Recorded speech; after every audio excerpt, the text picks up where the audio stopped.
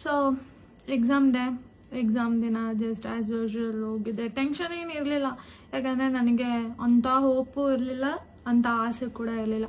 Okay ಹೋಗೋಣ, ಒಂದು attempt ಕೊಟ್ಬಿಟ್ಟು ಬರೋಣ, ಏನಾಗುತ್ತೆ ನೋಡೋಣ ಅನ್ನೋದು ಒಂದೇ ಮೈಂಡಲ್ಲಿ ಇದ್ದಿದ್ದು. ಯಾವಾಗಲೂ ಅಷ್ಟೇ ಟ್ರೈ ಮಾಡಬೇಕು ಅನ್ನೋದು ಒಂದು ಇತ್ತೆ ಹೊರತು ಒಂದು ಡೆಸ್ಪ್ರೇಟ್ ಆಸೆ ಅನ್ನೋದೆಲ್ಲ ಇರಲಿಲ್ಲ. ಮಾಡಲೇಬೇಕು, ಇದಾಗಲೇಬೇಕು ಈ ಥರ ಆ ಎಕ್ಸಾಮ್ಗೆ ಇರಲಿಲ್ಲ. ಬೇರೆ ಎಕ್ಸಾಮ್ಗಿದ್ರೂ ಕೂಡ ಆ ಎಕ್ಸಾಮ್ಗೆ ಇರಲಿಲ್ಲ. ಜಸ್ಟ್ ನಾರ್ಮಲಾಗಿ ಹೋಗಿ ಎಂಥದ್ದು ಟೆನ್ಷನ್ ಇಲ್ದಲ್ಲ ಹ್ಯಾಪಿಯಾಗಿ ಹೋಗಿ ಪೇಪರ್ 1 ಕೊಟ್ಟೆ. ಆ್ಯಕ್ಚುಲಿ ಟಫ್ ಇತ್ತು ಪೇಪರ್. ಈವನ್ PDOಗೆ ಕಂಪೇರ್ ಮಾಡಿದ್ರು ಕೂಡ VA ಪೇಪರ್ ಸ್ವಲ್ಪ ಟಫ್ ಇತ್ತು. ಟಫ್ ಲೆವೆಲ್ ಸ್ವಲ್ಪ ಜಾಸ್ತಿನೇ ಇತ್ತು ಅಂತ ಹೇಳ್ಬೋದು. ಆಮೇಲೆ ತುಂಬ ಕ್ವಶನ್ಸ್ಗಳು ಏನಂತಾರೆ, ತುಂಬ ಡೈರೆಕ್ಟಾಗಿ ಅನ್ನೋದಕ್ಕಿಂತ ತುಂಬ ಎಲ್ಲಿಂದನೋ ಹುಡುಕಿ ತೆಗ್ದಿರೋ ಕ್ವಶನ್ಸ್ಗಳ ಥರ ಇತ್ತು. ಹೋದೆ, ಟ್ರೈ ಮಾಡಿದೆ. ನನಗೆ ನೆನಪಿಲ್ಲ ನಾನು ಎಷ್ಟು ಟ್ರೈ ಮಾಡಿದೆ, ಎಷ್ಟು ಸರಿ ಆಯಿತು ಅಂತ. ಬಟ್ ಪೇಪರ್ 2 ಬಂದುಬಿಟ್ಟು ತುಂಬಾ ಕಷ್ಟ ಇತ್ತು ಆ್ಯಕ್ಚುಲಿ. ಈ ಕಂಪ್ಯೂಟರ್ದೆಲ್ಲ ತುಂಬ ಕಷ್ಟ ಇತ್ತು. ಮೇ ಬಿ ನಾನು ಓದಿಲ್ದೆಲ್ಲ ಕಷ್ಟ ಅನ್ನಿಸ್ತೋ ಏನೋ ಗೊತ್ತಿಲ್ಲ. ಬಟ್ PDO ಎಕ್ಸಾಮ್ಗೆ ಕಂಪೇರ್ ಮಾಡಿದ್ರೆ ಲಿಟ್ರಲಿ ಕಷ್ಟ ಆಯಿತು. ಬೇರೆ KPSC ಅವ್ರದ್ದು ಪೇಪರ್ಗಳು ನೋಡಿದ್ರೆ ಟಫ್ ಇತ್ತು ಪೇಪರ್. ಕನ್ನಡನೂ ಅಷ್ಟೇ. ಕನ್ನಡ ಕೆಲವೊಂದು ವರ್ಡ್ಸ್ಗಳೆಲ್ಲ ಎಲ್ಲಿಂದ ತೊಗೊಂಬಂದಿದ್ರು ಅದು ಯಾರಿಗೆ ಗೊತ್ತೋ, ಯಾವ ಡಿಕ್ಷನರಿಯಿಂದ ತೊಗೊಂಬಂದಿದ್ರು ಅನ್ನೋದು ಕೂಡ ಗೊತ್ತಿರಲಿಲ್ಲ. ಆ ಲೆವೆಲಿಗೆ ಪೇಪರ್ ಟಫ್ ಇತ್ತು. ಅಟೆಂಪ್ಟ್ ಮಾಡಿದೆ. ಆ್ಯಕ್ಚುಲಿ ನಂದು ಕಂಪ್ಯೂಟ್ರ್ ಬಂದುಬಿಟ್ಟು ನಾನು ಕಂಪ್ಲೀಟ್ 30 ಕ್ವಶನ್ನೂ ಇಲ್ಲ, 30 ಕ್ವಶನು ಮೇ ಬಿ 45 ಕ್ವಶನು, ನನಗೆ ಅದು ಕೂಡ ನೆನಪಿಲ್ಲ. ಮೇ ಬಿ ಅದರಲ್ಲಿ ಅಷ್ಟು ಕ್ವಶನ್ಸು ನಾ ಬಿಟ್ಬಿಟ್ಟು ಬಂದಿದ್ದೆ. ಮೇ ಬಿ 30ನೇ ಅನ್ಕೊತೀನಿ.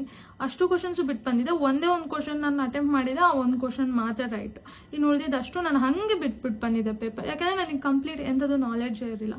ಸೊ ಹಾಗೆ ಪೇಪರ್ ಬಿಟ್ಬಿಟ್ಟು ಬಂದಿದ್ದೆ. ಒಂದು ಕ್ವಶನ್ ಅಟೆಂಪ್ಟ್ ಮಾಡಿದೆ, ಆ ಒಂದು ಕ್ವಶನ್ ರೈಟ್. ಇನ್ನು ಕನ್ನಡ ಇಂಗ್ಲೀಷ್ ಬಂದ್ಬಿಟ್ಟು ಕಂಪ್ಲೀಟ್ ಅಷ್ಟಕ್ಕಷ್ಟು, ಅಂದರೆ ಇನ್ನು ಉಳಿದಿದೆ ಎಷ್ಟು ಹತ್ರ 70 ಕ್ವಶನ್ಸ್ ಬಂದ್ಬಿಟ್ಟು ನಾನು ಅಟೆಂಪ್ಟ್ ಮಾಡಿದ್ದೆ.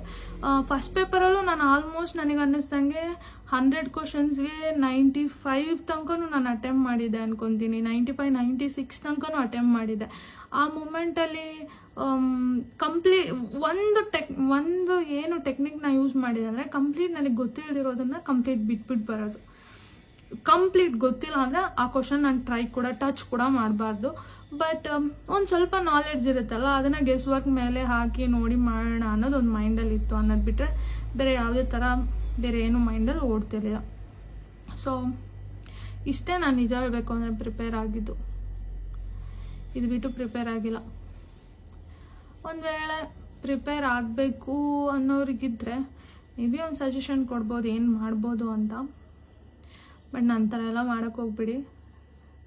ನಾ ಬೇರೆ ಎಕ್ಸಾಮಿಗೆ ಪ್ರಿಪೇರ್ ಆಗ್ತಿದ್ದೆ. ಮೇ ಬಿ ನನಗೆ ಇಂಗ್ಲೀಷ್ ಮೇಲೆ ಸ್ವಲ್ಪ ಸ್ಟ್ರಾಂಗ್ ಹೋಲ್ಡ್ ಇತ್ತು, ಅಥವಾ ಕನ್ನಡ ಸ್ವಲ್ಪ ಚೆನ್ನಾಗಿತ್ತು. ತುಂಬ ಇಲ್ಲ ಅಂದ್ರೂ ಒಂದು ಲೆವೆಲಿಗೆ ನನಗೆ ಕನ್ನಡ ಓಕೆ ಅನಿಸುತ್ತೆ. ಬಟ್ ಕೆಲವೊಂದು ವರ್ಡ್ಸ್ಗಳನ್ನೆಲ್ಲ ತೆಗೆದ್ಬಿಟ್ಟು ಅದ್ರ ಅರ್ಥ ಎಲ್ಲ ಕೇಳಿದ್ರೆ ನನಗೂ ಗೊತ್ತಿರಲ್ಲ.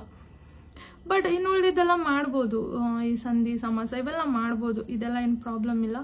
ಬಟ್ ತೀರಾ ಕೆಲವೊಂದು ವರ್ಡ್ಸ್ಗಳು ಇದೆಲ್ಲ ಗೊತ್ತಿರಲ್ಲ. ಅವರು ಕನ್ನಡದಲ್ಲಿ ಪಂಡಿತರಾಗಿದ್ದರೆ ಮೇ ಬಿ ಅವ್ರಿಗೆ ಗೊತ್ತಿರುತ್ತೇನೋ. ಇಂಥ ಕ್ವಶನ್ಸ್ಗಳಿಗೆಲ್ಲ ತುಂಬ ನಾವು ಏನಂತಾರೆ, ಒಂದು ಕ್ವಶನ್ ಆ ಥರ ಬಂದಿದ ತಕ್ಷಣ ಅದಕ್ಕೆ ಫುಲ್ ಫೋಕಸ್ ಮಾಡಿ ಓದೋದು ಟೈಮ್ ವೇಸ್ಟೆ. ಅದನ್ನು ಬಿಟ್ಬಿಟ್ಟು ಇನ್ಯಾವುದಿದೆಯೋ ಅದಕ್ಕೆ ಫೋಕಸ್ ಮಾಡೋದು ಒಳ್ಳೇದಂತ ನಂಗೆ ಅನಿಸುತ್ತೆ. ನೋಡೋಣ. ಈ ವಿಡಿಯೋದಲ್ಲಿ ನಾನು ಪ್ರಿಪೇರ್ ಆಗಿರೋದ್ರ ಬಗ್ಗೆ ಹೇಳಿದ್ದೀನಿ. ನಾನು ಹೇಗೆ ಕೊಟ್ಟೆ ಎಕ್ಸಾಮ್ ಅನ್ನೋದನ್ನು ನಾನು ಹೇಳಿದ್ದೀನಿ. ಬಟ್ ನೆಕ್ಸ್ಟ್ ವಿಡಿಯೋದಲ್ಲಿ ಹೇಗೆ ಪ್ರಿಪೇರ್ ಆದರೆ ಒಳ್ಳೆಯದು ಅನ್ನೋದು ಹೇಳ್ತೀನಿ. ಬಟ್ ಇದು ನಿಜ ಅಷ್ಟೇ. ಇದನ್ನು ನನ್ನ ಕಡೆಯಿಂದ ನಾನು ಎಫರ್ಟ್ ಹಾಕಿರೋ ಅಂಥದ್ದು. ಬಟ್ ಇದು ಎಲ್ರಿಗೂ ವರ್ಕ್ ಆಗುತ್ತಾ ಗೊತ್ತಿಲ್ಲ. ಮೇ ಬಿ ವರ್ಕ್ ಆಗೋ ಥರ ನಾನು ಐಡಿಯಾ ಕೊಡ್ಬೋದು, ಈ ಥರ ಮಾಡಿದ್ರೆ ಆಗ್ಬೋದು ಅಂತ. ಬಟ್ ಅದು ವರ್ಕ್ ಆಗುತ್ತಾ ವರ್ಕ್ ಆಗಲ್ವೋ ಗೊತ್ತಿಲ್ಲ. ಬಟ್ ನಾನೇನು ಹೇಳ್ತೀನಿ ಅಂದರೆ, ಕೋರ್ ಸಬ್ಜೆಕ್ಟ್ಸ್ಗಳ ಮೇಲೆ ಸ್ವಲ್ಪ ಗ್ರಿಪ್ ಇಟ್ಕೊಳ್ಳೋದು ತುಂಬ ಒಳ್ಳೆಯದು, ತುಂಬಾ ಒಳ್ಳೆಯದು. ನಿಮಗೆ ಕೋರ್ ಸಬ್ಜೆಕ್ಟ್ಸಲ್ಲಿ ಕರೆಂಟ್ ಅಫೇರ್ಸ್ನೆಲ್ಲ ಬಿಟ್ಬಿಟ್ಟು ಕೂಡ, even Karnataka history, Karnataka geography ಇದೆಲ್ಲ ಬಿಟ್ಟು ಕೋರ್ ಸಬ್ಜೆಕ್ಟ್ಸ್ ಏನಿರುತ್ತೋ, ಪಾಲಿಟಿ, ಎಕಾನಮಿ ಅಥವಾ ಎಕನಾಮಿಕ್ಸ್, ಆಮೇಲೆ ಜಿಯೋಗ್ರಫಿ, ಹಿಸ್ಟ್ರಿ, ಇದ್ರ ಮೇಲೆ ಸ್ವಲ್ಪ ಇಡ್ತಾ ಇದ್ರೆ ಬೆಸ್ಟ್. ಇನ್ನು ಪೇಪರ್ 2 ಬಂದ್ಬಿಟ್ಟು ಮೂರು ಇಂಪಾರ್ಟೆಂಟೆ. ನಾನು ಹಾಗೆ ಬರದೆ ಅಂದರೆ ಅದು ಹಾಗೆ ವರ್ಕ್ ಆಗಲ್ಲ ಎಲ್ಲ ಟೈಮಲ್ಲೂ. ಬಟ್ ಪೇಪರ್ 2 ಬಂದ್ಬಿಟ್ಟು ತುಂಬ ಜನ ಪೇಪರ್ 2 ಅಲ್ಲಿ ತುಂಬ ಚೆನ್ನಾಗಿ ಸ್ಕೋರ್ ಮಾಡಿದರು VA ಅಲ್ಲಿ. ಸೊ ಪೇಪರ್ 2 ಮೇಲೂ ಚೆನ್ನಾಗಿ ಒಳ್ಳೆ ಹಿಡ್ಕೊಂಡ್ರೆ ಬೆನಿಫಿಟ್ ಆಗುತ್ತೆ. ಸೊ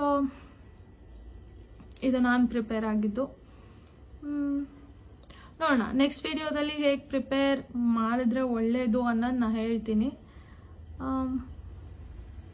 ಅಷ್ಟೆ. ನೆಕ್ಸ್ಟು ನಾನು ಹೇಗೆ ಪ್ರಿಪೇರ್ ಆದೆ ಅನ್ನೋದು ಆಯ್ತಲ್ಲ. ಇನ್ನು ಲೈಫ್ ಹೇಗಿದೆ, ಎಕ್ಸಾಮ್ ಆದಮೇಲೆ ಕೆಲಸ ಹೇಗಿದೆ ಅದೊಂದು ವಿಡಿಯೋ ಮಾಡೋಣಂತೆ. ಆಮೇಲೆ ಹೇಗೆ ಪ್ರಿಪೇರ್ ಆದರೆ ಇವಾಗ ಮತ್ತೆ ಹೊಸ ನೋಟಿಫಿಕೇಷನ್ ಬರುತ್ತೆ, ಮೇ ಬಿ 500 ಏನೋ ಕಾಲ್ ಆಗುತ್ತಂತೆ, ಆ್ಯಂಡ್ ಮೇ ಬಿ 2 ಮಂತ್ಸಲ್ಲಿ ಆಗ್ಬೋದು VA. ಸೊ ಅದಕ್ಕೆ ಹೇಗೆ ಪ್ರಿಪೇರ್ ಆಗ್ಬೋದು ಅನ್ನೋದು ನೋಡ್ಬೋದು. ಯಾವ ಬುಕ್ಸ್ನ ರೆಫರ್ ಮಾಡಿದ್ರೆ ಒಳ್ಳೆಯದು ಅದನ್ನು ವಿಡಿಯೋ ಮಾಡ್ಬೋದು. ಸಾಕಲ್ಲ, ಇನ್ನೇನು ಬೇಕು. ನನ್ನ ಲೈಫ್ ಹೇಗಿದೆ ಎಕ್ಸಾಮ್ ಆದಮೇಲೆ ಅದನ್ನು ಬೇಕಿದ್ರೆ ಒಂದು ವಿಡಿಯೋ ಮಾಡೋಣ ಅಂತ. ಸದ್ಯಕ್ಕೆ ಅಷ್ಟೆ. ಮೇ ಬಿ ಈ ವಿಡಿಯೋ ಹೆಲ್ಪ್ಫುಲ್ ಆಗುತ್ತೆ ಅಂತ ಅಂದ್ಕೊತೀನಿ. ಕೆಲವರಿಗೆ ಆಗ್ದಲೇನೋ ಇರ್ಬೋದು, ಬಟ್ ಇಟ್ಸ್ ಓಕೆ. ನಾ ಮಾಡೋದನ್ನು ಮಾಡಿದ್ದೀನಿ, ಟ್ರೈ ಮಾಡೋಣ. ಓಕೆನಾ? ನೆಕ್ಸ್ಟ್ ಬೇರೆ ಥರ ಹೇಳೋಣ, ಹೇಗೆ ಓದೋದು, ಹೇಗೆ ಪ್ರಿಪೇರ್ ಆಗೋದು ಅನ್ನೋ. ಅಲ್ಲಿ ತನಕ ಬಾಯ್.